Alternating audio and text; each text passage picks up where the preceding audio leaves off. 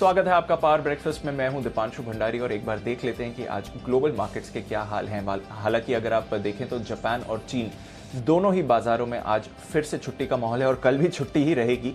पर इसके अलावा अगर आप देखें तो हांगकांग पर हमारा फोकस बना रहेगा। ऑस्ट्रेलिया में आज उनके सेंट्रल बैंक की पॉलिसी आई है और साथ ही हम देख रहे हैं कि डाउ फ्यूचर्स कल के बढ़िया रिबाउंड के बाद हल्की सी सुस्ती इस समय आपको दिखा रहे हैं। तो डाउ फ्यूचर्स लगभग 30-35 अंक नीचे है। नैस्डैक फ्यूचर्स में आधे % की गिरावट है और कल शाम हमने अमेरिकी बाजारों में देखा कि डाउ पर तो एक अच्छा रिबाउंड रहा, पर टेक्नोलॉजी शेयर्स में बिकवाली के दम पर हमने देखा कि नैस्डैक आधा % नीचे फिसला है। पर आइए जान लेते हैं ग्लोबल मार्केट्स के लिए कहां पर आपको रखनी है नजर, कैसा रहा कल का एक्शन और कौन से हैं इंपॉर्टेंट क्यूज। हमारे साथ वरुण दुबे जुड़ रहे हैं। Varun, good morning. बताएं ग्लोबल मार्केट से आज कैसे संकेत आ रहे हैं। डेफिनेटली देखिए, यदि स्टार्टिंग में आपने बात की कि जैसे कि चीन और जापान के मार्केट बंद है और कुछ पॉलिसी डिसीजंस आने वाले हैं, तो उसका इम्पैक्ट तो आपको मार्केट पे देखने मिलेगा। लेकिन ओवरनाइट अगर यूएस के मार्केट के संकेत देखेंगे, वैसे तो मिले जुले देखने मिल रहे हैं, लेकिन अगर आप ऑन पॉजिटिव साइड देखेंगे तो ये संकेत अच्छे हैं। क्यों? क्योंकि कल हुआ क्या है कि यूएस के मार्केट में आप डाउ जोन्स देखिए, वहां करीब 240 पॉइंट के आसपास की तेजी देखने मिली है। क्योंकि कल हुआ क्या है कि यूएस के मार्केट में आप डाउ जोन्स देखिए, वहां करीब 240 पॉइंट के आसपास की तेजी देखने मिली है। नैस्डैक में गिरावट हुई है और वहां पे जो इकोनॉमी रिलेटेड स्टॉक्स है ना दी, वहां पे अच्छी खासी खरीदारी देखने मिल रही है। आप देखिए रिटेल रिलेटेड स्टॉक्स जो है, जो एयरलाइन स्टॉक्स जो है, वहां पे अच्छी खासी तेजी। अब ये क्यों हो रहा है? क्योंकि वैक्सीनेशन ड्राइव जो है वहाँ पे काफ़ी अच्छा हो रहा है और उसके बाद काफ़ी सारे स्टेट्स जो है वो पाबंदियां हटाते जा रहे हैं। तो कहीं ना कहीं वो एक काफ़ी पॉजिटिव नोट है जो कि ग्लोबल मार्केट से देखने मिल रहा है। तो इकोनॉमिक रिलेटेड स्टॉक्स में जो बाउंस देखने मिल रहा है वो काबिले तारीफ है और इसके लिए वहाँ पे अच्छा खासा शिफ्ट देखने मिला, तेजी देखने मिली। और जो टेक्नोलॉजी रिलेटेड स्टॉक्स है, जहाँ पहले तेजी हुई थी, वहाँ पे गिरावट देखने मिली। आज मैन्युफैक्चरिंग डेटा जो आने वाला है उसमें सुधार के अनुमान लगाए जा रहे हैं, तो ये कुछ इंपॉर्टेंट ट्रिगर है जिसपे आपको नजर रखनी है। यूरोप का मार्केट जो था कल, ओवरऑल यूरोप के मार्केट में अच्छे खासे हरे निशान में सबके सब बंद हुए हैं, तो वहाँ भी कोई चिंता की बात नहीं है। तो ओवरऑल क्यूज अगर आप देखेंगे तो अच्छे क्यूज है। एशियन मार्केट्स नो डाउट सुबह सुबह मिले जुले देखने मिल रहे हैं आपको। डाउ फ्यूचर में थोड़ी बहुत मुनाफा वसूली है, लेकिन मेरे ख्याल से उस मुनाफा वसूली को आपको नजरअंदाज करना चाहिए। और जो कल शिफ्ट देखने मिला यूएस मार्केट्स में टेक्नोलॉजी रिलेटेड स्टॉक से इकोनॉमी रिलेटेड स्टॉक्स में, उस पर ज्यादा फोकस करना चाहिए। बिल्कुल, तो इकोनॉमी से जुड़े स्टॉक्स में कल हमने एक अच्छा एक्शन देखा है। अमेरिकी बाजारों में कच्चे तेल में एक रिबाउंड आते हुए दिखा है। डॉलर पर थोड़ा सा दबाव है, पर सोने में भी खरीदारी रही है। अच्छा वरुण, ये तो रही ग्लोबल मार्केट्स की बात, पर जिस तरह से कोरोना के मामलों में हम देख रहे हैं कि कुछ दिनों से गिरावट हो रही है, वहां से क्या संकेत हैं? कोरोना के लेटेस्ट डेवलपमेंट क्या है भारत में?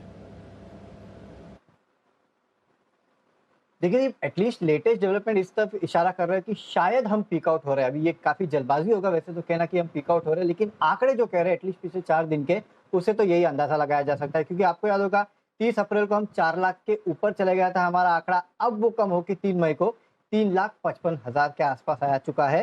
तो ये एक अच्छा साइन है और खासकर मुंबई और महाराष्ट्र से काफी अच्छा साइन आ रहा है। क्योंकि महाराष्ट्र में लंबे समय बाद पहली बार 50,000 के नीचे आंकड़ा गया है, 48,000 नया आंकड़ा है। मुंबई में देखिए 2700 नए केसेस आए हैं और हफ्तों में ये सबसे कम केस है। तो यहाँ से जो साइंस आ रहे हैं वो काफी अच्छे। दिल्ली में भी आप देख लीजिए, जो आंकड़ा है 20,000 के नीचे आया है। तो ये जो साइन आ रहे हैं इनिशियली, ये काफी अच्छे हैं। हालांकि देखना होगा ये टेस्टिंग का इम्पैक्ट है कि एक्चुअली नंबर्स इतने कम आ रहे हैं, लेकिन जो नंबर्स देखने मिल रहे हैं वो थोड़े उत्साहजनक है। अब देखिए, इसमें काफी कुछ और हुआ है, जैसे कि स्वास्थ्य मंत्रालय की तरफ से बयान आया है कि कुछ राज्यों में कोरोना के मामले जो है वो कम हुए और देश में कोरोना की जो मृत्यु दर है वो अब महज करीब 1% के आसपास है। और इसके साथ साथ ऑक्सीजन की सप्लाई जो है उसके ऊपर ज्यादा फिर से फोकस किया जा रहा है और देश में 1500 ऑक्सीजन प्लांट जो है उस पर काम जो है वो अभी जारी है। जल्दी आपको एक ऑक्सीजन प्लांट जो है वो चालू होते हुए दिखाई देंगे और ऑक्सीजन प्लांट के पास ही कोविड सेंटर बनाने की पूरी तरह से योजना है। कुछ ऐलान इस तरह के किए गए हैं कि अगर आप मुफ्त टीकाकरण करें तो या दान के रूप में देंगे अगर कोविड राहत सामग्री, तो उसके ऊपर आईजीएसटी जो है वो पूरी तरह से माफ किया जाएगा। और स्वीडन जो है भारत को करीब 10 लाख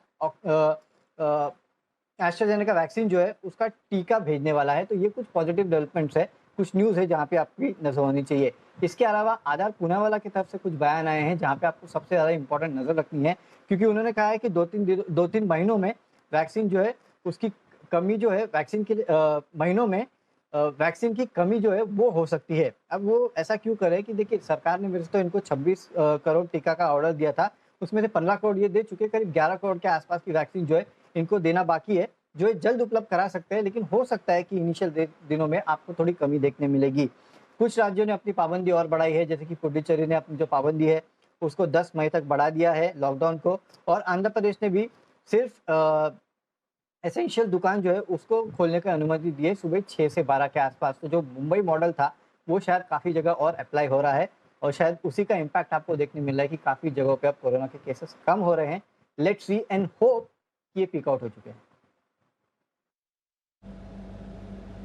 चलिए देखते हैं ये एक्चुअल में पीक आउट हुआ है। वीकेंड टेस्टिंग का हम थोड़ा लैग देखते हैं, पर आने वाले दिनों में भी अगर गिरावट आती है तो भारत के लिए अच्छे ही संकेत हैं। मुंबई में 5 हफ्तों में सबसे कम आंकड़े आए हैं, महाराष्ट्र में 1 महीने में सबसे कम आंकड़े आते हुए दिखे हैं। तो एटलीस्ट मुंबई, महाराष्ट्र और कुछ और राज्यों में गिरावट के संकेत आ रहे हैं, और ओवरऑल केसेस में जो गिरावट आई है वो डेफिनेटली एक पॉजिटिव संकेत है। तो कोरोना की स्थिति में हल्का सा सुधार जरूर देखने को मिल रहा है, देखते हैं कितनी बड़ी राहत यहां से आती है।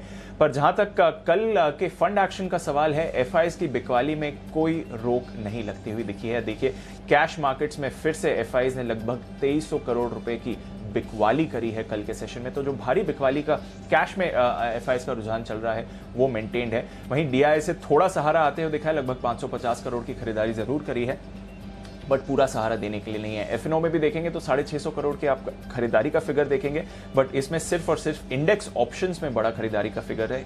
इंडेक्स फ्यूचर्स, स्टॉक फ्यूचर्स और स्टॉक ऑप्शंस में बिकवाली ही हुई है एफआईएस की तरफ से।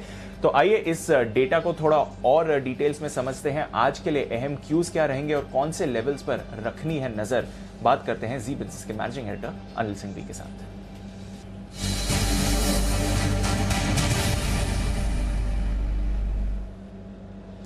Good morning Anil sir. लगातार 3 दिनों से कोरोना के मामले गिर रहे हैं, मुंबई, महाराष्ट्र में राहत के संकेत आ रहे हैं। देखना पड़ेगा ये वीकेंड के बाद जो टेस्टिंग में गिरावट होती है उसका असर है या एक्चुअल में हम केस गिरते हुए देख रहे हैं। बट कैसे समझे इधर सर, और सामने एफआईएस की तरफ से जो बिकवाली लगातार चलती आ रही है उसका क्या प्रभाव रहेगा? आज के लिए इंपॉर्टेंट लेवल्स क्या है? गुड मॉर्निंग दीप। देखिए, संकेत वैसे आज बेहतर है, और जैसा एसडीएक्स करके दिखा रहा है उससे तो बेहतर ही है एक्चुअली, इसमें कोई डाउट नहीं। क्योंकि दो चीजें, एक तो पूरे देश भर में लगातार 3 दिन मामले कम होना, और साथ ही मुंबई में 3000 से नीचे, महाराष्ट्र में 50,000 से नीचे, थोड़ी रिलीफ वाले है। अब इसमें आर्ग्यूमेंट यही कर सकते हैं कि जब मामले बढ़ रहे थे तब भी कौन से बाजार गिर रहे थे, तो अब इस वजह से बढ़ने नहीं चाहिए, ये एक आर्ग्यूमेंट हो सकता है। लेकिन फिर भी ये रिलीफ देने वाले आंकड़े हैं। और दूसरा, अमेरिका में उम्मीद से बेहतर तेजी होती हुई दिखी है, तो वो एक अच्छा संकेत है। तो मुझे लगता है कि ओवरऑल संकेत पॉजिटिव साइड पर है। अब रहा सवाल एफआईएस के आंकड़ों का, जो आप अभी बता रहे थे कि फिर से उन्होंने दमदार बिकवाली की है कल के सेशन में। लेकिन एक तरह से बात वही है कि दमदार बिकवाली करने के बाद एफआईएस की लॉन्ग पोजीशन और निचले स्तरों पर आ चुकी है, साथ ही पुट कॉल रेशियो 10 का 10 मेंटेन है। तो ऐसे में 100% निचले स्तरों से आपको खरीदारी और शॉर्ट कवरिंग आएगी। तो आप बस ये दुआ कीजिए कि जितना नीचे एसडीएक्स दिखाए और जितना नीचे बाजार खुले गैप से, उतना ही जल्दी और उतना ही बड़ा रिकवरी आपको देखने को मिलेगा। सुस्त खुले तो फिर दोनों तरफ के ट्रेड हो सकते हैं, लेकिन मुझे लगता है कि गिरावट में खरीदारी के रुझान के बायस के साथ आपको ट्रेड करना चाहिए। बैंक निफ्टी थोड़ा बहुत अंडर परफॉर्म कर सकता है, लेकिन निफ्टी में तेजी की तरफ आपका व्यू रहना चाहिए, और स्टॉक स्पेसिफिक एक्शन आपका तेजी की तरफ होना चाहिए। कैश मार्केट के स्टॉक में दीप आज भी मुझे लगता है भरपूर एक्शन रहेगा। तो अब आज के लिए मैं रेंज दे दूं, थोड़ी सी बड़ी वाली रेंज इस लिहाज से दे रहा हूँ, कल के और शुक्रवार के एक्शन को देखते हुए 14,425, 14,475 ये मजबूत सपोर्ट जोन है। उससे पहले 14,550 तुरंत सपोर्ट है, पहले तो वही नहीं टूटना चाहिए, लेकिन उसके बाद जो एक्चुअल मजबूत सपोर्ट रेंज है वो 14,425, 14,475। अब आइए हायर रेंज 14,725, 14,775 की बनती है। एक बार आप 14,675 को पार करेंगे तो बैंक निफ्टी में 31,900, 32,150, ये 250 पॉइंट की रेंज मजबूत सपोर्ट के तौर पर है। तो 32,700, 33,000 ये हायर रेंज है जहां तक बैंक निफ्टी जाने की कोशिश कर सकता है। तो इन लेवल और रेंज पर आपको रखनी है नजर। सिंपल है जी, लॉन्ग साइड पर निफ्टी, और आपके लिए स्टॉक कैश वाले मेटल, शुगर, फार्मा, एफएमसीजी यहाँ पर है। और अगर आपको मंदी करने का मन हो और बाजार कमजोर होता दिखे तो आपको ऊपरी स्तरों पर बैंक, एनबीएफसी यहाँ पर हल्की फुल्की शॉर्ट पोजीशन बना सकते हैं। लेकिन ये भी बैंक भी कभी भी रिबाउंड कर सकते हैं, ये ध्यान में रखने की जरूरत है। क्लियर है सर, तो शायद बैंक्स में रिबाउंड आए, बट फिलहाल निफ्टी ज़्यादा मजबूत लग रहा है और कैश मार्केट में तो दमदार एक्शन है। और अनिल जी की तरफ से, हमारे बाकी एक्सपर्ट्स की तरफ से भी आपके पास ज़बरदस्त कॉल्स आती रहती हैं। शुक्रिया अनिल सर हमारे साथ जुड़ने के लिए और आज का मार्केट सेटअप समझाने के लिए। तो ये तो रहा पूरा का पूरा मार्केट सेटअप, और जो मोमेंटम वाले सेक्टर्स हैं एक बार फिर से वहीं पर आपको एक्शन आते हुए दिख सकता है। पर इसके साथ ही ढेरों स्टॉक्स हैं जो अपने नतीजों पर रिएक्ट करने वाले हैं, खबरें भी बहुत सारी हैं। आइए एक बार कुशल के पास चलते हैं और जान लेते हैं आज के खबरों वाले शेयर्स कौन से हैं। कुशल, गुड मॉर्निंग, बताएं आज के ट्रिगर्स और खबरें क्या क्या हैं। Good morning Deepanshu. आप सबसे पहले आज निफ्टी में आने वाले अदानी पोर्ट्स के नतीजे हैं, वहां पर फोकस रखना होगा। साथ ही एफ&ओ स्पेस से 3 कंपनियां एलेम्बिक फार्मा, एल&टी इन्फोटेक और आरबीएल बैंक जो हैं अपने नतीजे घोषित करती हुई दिखेंगी। एप्पल इंडिया क्यूआईपी के फाइनल प्राइस और साइज पर जो है आज बोर्ड बैठक होने वाली है। आपको याद होगा इनका जो फ्लोर प्राइस है वो 5,422.94 पर तय किया गया है। वेदांता यहाँ पर फुटसी में इनकी जो वेटेज है वो करीब 14 बेसिस पॉइंट रिड्यूस होती हुई दिखेंगी और ये जो इफेक्टिव होगा ये आज के क्लोजिंग, बाजार की क्लोजिंग से होता हुआ दिखेगा। सांघवी फोर्जिंग्स एंड इंजीनियरिंग जो है एक्सचेंज से आज डीलिस्टिंग होती हुई नजर आएंगी और साथ ही फोर्टिस मामले पर आज सुप्रीम कोर्ट में इसकी सुनवाई होगी।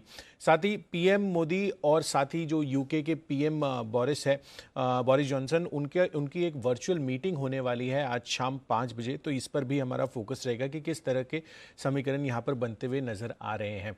साथ ही कुछ पोस्ट मार्केट नंबर्स भी आते हुए दिखे हैं, जहाँ पर टाटा केमिकल्स नंबर्स अनुमान से बेहद कमज़ोर दिख रहे हैं। इनफैक्ट जो मुनाफा है वो ऑलमोस्ट 94% गिरकर 12 करोड़ पर आया है और साथ ही कंपनी की मार्जिन 17% से लगभग 11% पर कंपनी ने मार्जिन रिपोर्ट की है। तो नंबर्स काफ़ी वीकर साइड पर टाटा केमिकल्स के देखने को मिल रहे हैं। L and T technology services as per estimate numbers हैं इनके। इनफैक्ट यहाँ पर मुनाफा जो है करीब 4.5% बढ़कर 194 करोड़ पर आया है। हमारा अनुमान 204 करोड़ का था। वहीं कंपनी की जो डॉलर आय है हमारा अनुमान 20 करोड़ का था। ऑलमोस्ट सिमिलर सा रुझान जो है डॉलर आय में भी आता हुआ नजर आया और कंपनी की ऑपरेटिंग मार्जिन्स जो है 15.2% से बढ़कर 16.6% पर आई हैं। यही नहीं, अगर आप अपोलो ट्राइकोट ट्यूब्स के नंबर्स देखें तो नंबर्स बेहतर साइड पर दिख रहे हैं। मुनाफा 11 करोड़ से 34 करोड़, साथ ही कंपनी की मार्जिन्स 10.8% के लेवल्स पर स्टेबल हमें देखने को मिली है। नई लिस्टिंग होम फर्स्ट फाइनेंस, इसके भी नंबर्स बेहतर साइड पर दिखे हैं। मुनाफा करीब 1.5 गुना बढ़कर 31 करोड़ पर आया है। साथ ही कंपनी की एयूएम में 14% की बढ़त हमें देखने को मिली है।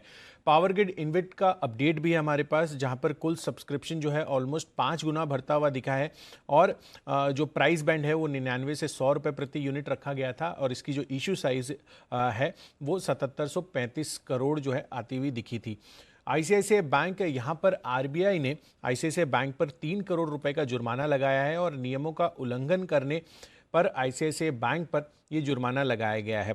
इन्फोएज ये भी फोकस में रहेगा क्योंकि जोमेटो के कंट्रोल पर सेबी जो है अब जांच कर रही है। इनफैक्ट यहाँ पर आपको पता है कि जो चाइनीज़ ग्रुप है एंड ग्रुप, उसको उनके कंट्रोल को लेकर जो है आईपीओ के बाद जो है चीन कि ये जो ग्रुप है एंड ग्रुप, इस पर जो है सेबी अभी जांच कर रही है कि फाइनल जो है एफडीआई नियमों पर कुछ उल्लंघन तो नहीं हो रहा है।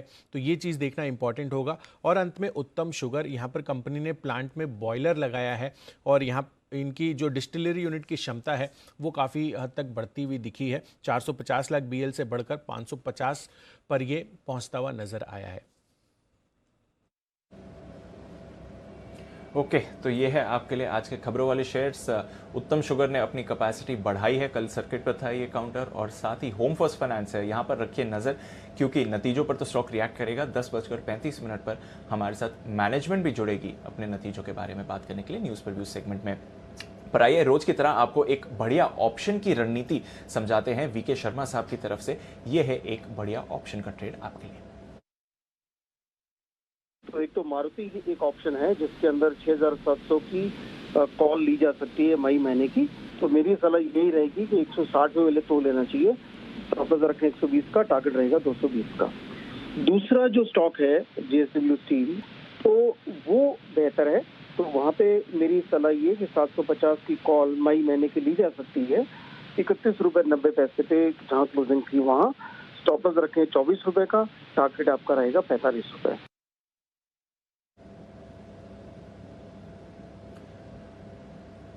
ओके, तो मारुति ये है एक काउंटर जहां पर शर्मा साहब का कन्विक्शन है और साथ ही जेएसडब्ल्यू स्टील यहां पर भी रखिए नज़र। बल्कि ऑटो स्टॉक्स में कल हमने एक रिबाउंड देखा है और इसकी वजह से हम देख भी रहे हैं कि चॉइस ब्रोकिंग की तरफ से भी आज ऑटो स्टॉक्स पर ही कॉल है, बल्कि मारुति उन्हें भी पसंद आ रहा है। वो कैश में खरीदारी की राय दे रहे हैं मारुति के काउंटर पर। 6,600 के करीब खरीदारी करिए मारुति को कैश में। स्टॉप लॉस होगा आपका 6,500 6,500 का और आपको टारगेट रखना है 6,800 रुपए का। तो चॉइस ब्रोकिंग को भी मारुति पसंद आ रही है। आनंद राठी यहां पर भी एक ऑटो की ही कॉल है आपके लिए। एस्कॉर्ट्स करके चलें खरीदारी, स्टॉप लॉस लगाएं 1,090 का 1090 और टारगेट आपको रखना है 1170 का। साथ ही निर्मल बांग की तरफ से 2 कॉल्स हैं। कैश में उन्हें ओरिएंट सीमेंट पसंद है, यहां पर आप करके चलें खरीदारी। सीमेंट स्टॉक्स में हम थोड़ा मोमेंटम देख रहे हैं, खबरें भी आ रही हैं कि शायद कुछ दाम बढ़ाए गए हैं, स्पेशली साउथ के मार्केट्स में। 120 के टारगेट के लिए खरीदारी करें, स्टॉप लॉस होगा आपका 107 का। और निर्मल बांग को आईओसी इंडियन ऑयल ये भी पसंद है, खरीदारी करके चलिए। टारगेट होगा आपका 96 के लेवल का और स्टॉप लॉस आपको लगाना है 89 का। तो चॉइस ब्रोकिंग को पसंद है मारुति, आनंद राठी को पसंद है एस्कॉर्ट्स और ओरिएंट सीमेंट और आईओसी, ये हैं कॉल्स आपके लिए निर्मल बांग की तरफ से। कुछ और कॉल्स और मार्केट पर व्यू लेते हैं। हमारे साथ जुड़ रहे हैं kiranjadhav.com के सीईओ आशीष केलकर साहब। Ashish ji, good morning. पहले तो बताएं आज मार्केट्स के लिए क्या अहम लेवल्स रहेंगे, मार्केट की डायरेक्शन आप किस तरफ देख रहे हैं आज के ट्रेड में? Good morning Deepanshu. पहले निफ्टी की अगर हम बात करते हैं तो मैं मानता हूं कि 14,600 इसके ऊपर अगर हम टिके रहते हैं शुरुआती दौर में तो हो सकता है कि एक ऊपरी तरफ की चाल देखने को मिल सकती है, जिसमें हम 14,750 के लेवल को छूने की संभावना है। लेकिन हम 14,600 और 14,550 ये जो सपोर्ट बैंड है इसके नीचे फिसलते हैं तो गिरावट बढ़ने की आशंका है। इसलिए निफ्टी में कोई क्लियर ट्रेंड इमर्ज नहीं हो रहा है जब तक ये दोनों लेवल्स के ब्रीच नहीं होते हैं। उसी तरह से अगर हम बैंक निफ्टी की बात करें तो 32,200 जो लेवल मैंने कल दिया था उसके ऊपर ही हमने बुलिश मोमेंटम आते हुए देखा। वो पहले रेजिस्टेंस था, वो अभी सपोर्ट बन चुका है। अगर 32,200 के नीचे हम फिसलते हैं तो मैं मानता हूं कि गिरावट और बढ़ेगी। और अगर हम 32,500 के ऊपर टिके रहते हैं तो ऊपर की तरफ 32,700, 32,900 ये 2 इंपॉर्टेंट टारगेट्स मेरे लिए बनते हुए दिखाई देंगे। तो मैं इनिशियली कोई ट्रेड इनिशिएट नहीं करूंगा इंडेक्स में जब तक ये इस लेवल को ब्रीच नहीं किया जाता। मैं स्टॉक स्पेसिफिक अप्रोच रखूंगा। बिल्कुल, तो स्टॉक स्पेसिफिक एक्शन रहेगा। एक रेंज में है बाजार, देखते हैं कि किस तरफ ओपनिंग के बाद डायरेक्शन चूज करता है। फिलहाल एसजीएक्स निफ्टी मामूली गिरावट के साथ ट्रेड करते हुए दिख रहा है। आशीष जी, स्टॉक स्ट्रैटेजी क्या रहेगी आज के लिए? देखिए, एक स्टॉक है फार्मा स्टॉक में बहुत अच्छा मोमेंटम देखने को मिल सकता है आज भी, इसलिए मैंने जो स्टॉक चुना है वो है कैडिला। कैडिला 585 का जो लेवल है वो ऑप्शन बैरियर था, उसको तोड़ के हम थोड़ा सा ऊपर कल बंद होते हुए हमने देखा है। इसलिए कैडिला का फ्यूचर मैं बाय करने की सलाह देता हूं। मेरा स्टॉप लॉस 585 के करीब हमें ये स्टॉक मिलना चाहिए तो बेहतर रहेगा रिस्क टू रिवॉर्ड के हिसाब से। 578 का मेरा स्टॉप लॉस रहेगा। पहला लक्ष्य 597 का और दूसरा लक्ष्य 605 रुपए का। ओके, तो 597 और 605 के 2 टारगेट्स के लिए कैडिला पर करके चलनी है खरीदारी। आशीष जी, बहुत बहुत शुक्रिया हमारे साथ जुड़ने के लिए और अपनी बाजार पर स्ट्रैटेजी और साथ ही स्टॉक कॉल्स बताने के लिए। तो फार्मा स्टॉक्स मोमेंटम में आते हुए देख सकते हैं, कैडिला आशीष जी को पसंद है। आइए देखते हैं आज कमोडिटी बाजार में किस तरह की चाल रह सकती है। हमारे साथ जुड़ रहे हैं केडिया कमोडिटीज के Ajay Kedia. Ajay, good morning. Gold पर तो हम देख रहे हैं कि 1800 के लेवल के करीब ही अब पहुंचते हुए दिख रहा है इंटरनेशनल मार्केट्स में। भारतीय बाजार में गोल्ड और सिल्वर क्या स्ट्रैटेजी रहेगी आपकी? गुड मॉर्निंग दीवान जी। देखिए, कल का सेशन काफी इंपॉर्टेंट था जहां पे हमने देखा कि मॉर्निंग में तो मार्केट सोच दायरे में था, बट इवनिंग का जो डेटा पॉइंट आया यूएस से वो काफी इंपॉर्टेंट था, जहां पे हमने डॉलर में वीकनेस आते हुए देखी और मैन्युफैक्चरिंग एक्टिविटी में थोड़ा स्लोनेस देखा, जिसकी वजह से गोल्ड को एक बूस्ट मिला है। लेकिन सबसे इंपॉर्टेंट हो जाता है $1800 का एक साइकोलॉजी का लेवल। हमने देखा कि जो फंड हाउस है उनकी भी थोड़ी बहुत सेलिंग बढ़ते हुए देखी जरूर है। तो अनलेस एंड अनटिल 1800 का लेवल ब्रीच नहीं करता है, मार्केट एक रेंज में रहेगा। No doubt medium term tone जो है वो काफी पॉजिटिव है। तो डोमेस्टिक मार्केट में रुपी का भी मुझे लगता है कि कल थोड़ा पुल बैक था, बट ओवरऑल रुपी में अगर वीकनेस आती है आगे तो गोल्ड को सपोर्ट मिलेगा। आज के लिए मुझे लगता है कि 47,150 के पुल बैक पे गोल्ड को लेके चलिए। 46,900 का स्टॉप लॉस रहेगा। टारगेट 47,400 से 47,600 का रहेगा। वहीं चांदी की अगर बात करें तो चांदी 70,000 का लेवल तोड़ चुकी है, तो 70,500 के करीब लेके चलिए। 69,800 का स्टॉप लॉस रहेगा। प्राइजेस 71,800 तक का भी लेवल दिखा सकते हैं। ओके, तो ये है आपके लिए गोल्ड और सिल्वर पर राय। कच्चे तेल पर क्या करना चाहिए अजय? बियन जी, मुझे लगता है कि कच्चे तेल एक बड़े दायरे में अटक चुका है। इंटरनेशनल में भी हमने देखा ब्रांड 68 के ऊपर बिल्कुल सस्टेन नहीं कर पा रहा है। डोमेस्टिक मार्केट में भी 48 से लेकर 46 के बीच में ही ट्रेड कर रहा है। As of now western countries से हम बात करें तो वहां पे ओपन अप हुआ है बिजनेसेस कोविड के बाद, जिसके से थोड़ी बहुत डिमांड इंप्रूव हो रही है।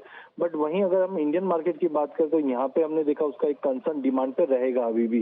साथ में ओपेक के भी जो प्रोडक्शन है वो धीरे धीरे अभी स्ट्रीमलाइन होते जाएंगे। तो आई थिंक एक दायरा ही रहेगा क्रूड ऑयल के अंदर। तो आज के लिए 4780 पे बेच के चलिए। 4850 का स्टॉप लॉस रहेगा। 4660 तक के भी टारगेट हम क्रूड में देख पाएंगे, बट ट्रेड एक रेंज में रहेंगे। ओके, ट्रेड एक रेंज में ही रहेगा, पर बिकवाली की राय है जहां तक कच्चे तेल का सवाल है। अच्छा, कॉपर में क्या करना चाहिए? कल तो एक जबरदस्त तेजी बनी थी, आज कैसा एक्शन देख रहे हैं? मुझे लगता है कि पूरे बेस मेटल में अच्छी तेजी बनी हुई है, खास करके कॉपर, जिंक, निकल, ये तीन कमोडिटी मुझे लगती है कि आने वाले दिनों में और अच्छे रिटर्न्स दे सकती है। चाइना मार्केट बंद है, जिसकी वजह से थोड़ा स्लोनेस जरूर है मार्केट में, और मैन्युफैक्चरिंग के जो डेटा आए हैं यूएस से ये भी थोड़े निराशाजनक है। बट ओवरऑल मुझे लगता है कि सप्लाई कंसर्न और डिमांड जिसम से रिवैम्प हो रही है, कॉपर लीडर रहेगा आगे भी जाकर। तो आज के लिए 760 के ड्रॉप पे हम कॉपर लेके चलेंगे। 756 का स्टॉप लॉस रहेगा। इमीडिएट टारगेट तो 768 है, बट मुझे लगता है कि मई मंथ में हम 800 तक का भी लेवल कॉपर में बनते हुए देख पाएंगे। ओके, तो 800 तक के लेवल्स के लिए तैयार हो जाइए पोजिशनल बेसिस पर। आज भी 764, 768 के लेवल्स के लिए खरीदारी की राय बन रही है। बहुत बहुत शुक्रिया अजय हमारे साथ जुड़ने के लिए और अपनी कमोडिटी स्ट्रैटेजी देने के लिए। तो गोल्ड, सिल्वर, कॉपर पर करें खरीदारी, क्रूड, कच्चे तेल पर आप कर सकते हैं बिकवाली। ये तो रही कमोडिटी मार्केट की चाल पर। इतने सारे नतीजे आ रहे हैं, इतने सारे स्टॉक्स एक्शन में हैं, तो आइए देख लेते हैं ब्रोकरेजेस की क्या राय बन रही है FIR में।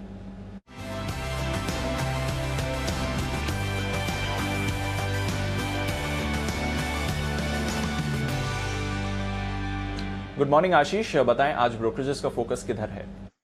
Good morning Deepanshu. फोकस तो पूरी तरह नतीजों पर ही है। सबसे पहले देखिए कोटक महिंद्रा बैंक, यहाँ पर 7 ब्रोकरेज हाउस की रिपोर्ट्स आई हैं। हालांकि किसी ने खास बदलाव नहीं किया। लक्ष्य में सबसे पहले जेफरीज देखिए खरीदारी की राय दे रहे हैं, लेकिन लक्ष्य इन्होंने करीब 80 रुपए घटाए, 2280 से घटाकर 2200 कर दिया है। CLSA अंडर परफॉर्म की रेटिंग को बरकरार रखें 1850 रुपए के लक्ष्य के लिए। इसके अलावा क्रेडिट स्विस, मैक्वायरी और JP मॉर्गन ये न्यूट्रल की राय दे रहे हैं, लेकिन HSBC काफी नेगेटिव नजर आ रहे हैं स्टॉक के ऊपर। इन्होंने रिड्यूस की रेटिंग दी है, 1490 पर लक्ष्य को बरकरार रखा है। हालांकि कमेंट्री अगर आप देखें तो ठीक ठाक है। सब मान रहे कि ग्रोथ में बढ़िया बढ़त देखने को मिली। हालांकि जो क्रेडिट कॉस्ट है कंपनी का, बैंक का, वो भी बढ़ते हुए नजर आया और वैल्यूएशन थोड़े से महंगे नजर आ रहे हैं। SBI लाइफ कल बाजार के दौरान यहाँ पर नतीजे आते हुए दिखे थे। CLSA खरीदारी की राय दे रहे हैं। लक्ष्य इन्होंने 1125 से बढ़ाकर 1250 कर दिया है। मॉर्गन स्टैनली ने भी देखे ग्रोथ को ध्यान में रखते हुए ओवरवेट की रेटिंग दी है और 1155 से लक्ष्य को बढ़ाकर 1275 कर दिया है। इसके अलावा अगर आप देखें तो गोल्डमैन सैक्स से खरीदारी की राय दे रहे हैं। क्रेडिट स्विस ने न्यूट्रल की रेटिंग दी है और मैक्वायरी देखिए सबसे ज्यादा बेरिश नजर आ रहे हैं स्टॉक के ऊपर। इन्होंने न्यूट्रल की राय दी है 845 रुपए के लक्ष्य के लिए। इसके अलावा गोदरेज प्रॉपर्टीज कमजोर नतीजों के बाद भी अगर आप देखें तो ब्रोकरेज हाउस ने कुछ खास बदलाव नहीं किया। मैक्वायरी ने न्यूट्रल की रेटिंग को बरकरार रखा 1240 के लक्ष्य के लिए। JP मॉर्गन न्यूट्रल की राय दे रहे हैं, लेकिन लक्ष्य इन्होंने बढ़ाया है 1120 से बढ़ाकर 1200 कर दिया। जेफरीज खरीदारी की राय दे रहे हैं, सबसे ज्यादा बुलिश है, करीब 1760 रुपए का लक्ष्य दे रहे हैं। वरुण बेवरेजेस यहाँ पर नतीजे काफी बढ़िया देखने को मिले थे। ब्रोकरेज हाउस जेफरीज की रिपोर्ट है, खरीदारी की राय को बरकरार रखा है इन्होंने 1125 रुपए के लक्ष्य के लिए। ओके, तो ये है आपके लिए आज की ब्रोकरेजेस की फोकस। नजर रखते हैं कोटक बैंक इन पर्टिकुलर, जिस तरह से ब्रोकरेजेस की राय आ रही है। बहुत बहुत शुक्रिया आशीष हमारे साथ जुड़ने के लिए।